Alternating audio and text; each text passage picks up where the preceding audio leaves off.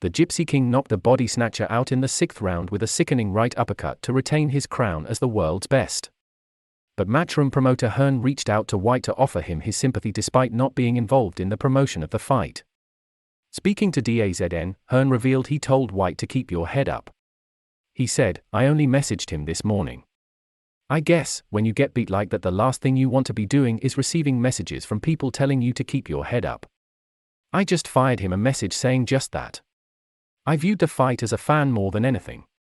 Dillian's a friend and we weren't involved in the fight. If I'm being honest, I didn't like what I was seeing at the press conference. At the weigh-in. I think Tyson did a good job to befriend him at those events, when we all know Dillian's greatest asset is his ruggedness and his ability to put fear in people.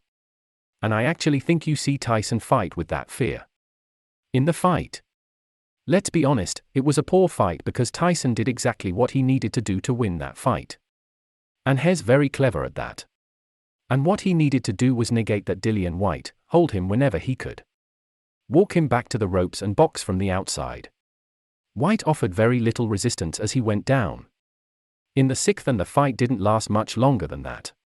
But Hearn believes Whyte's friendly approach ultimately led to his downfall, as he believes he allowed Fury to get inside his head in the build-up to the fight. On that strategy, he said, "For me, Dillian Whyte was too passive in the early stages. It was friendly. There were a few elbows going in as the fight warmed up. Dillian will feel he just made a mistake in the fight in this moment.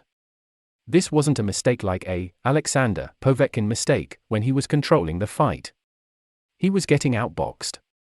I didn't give him a round in the fight, maybe one round."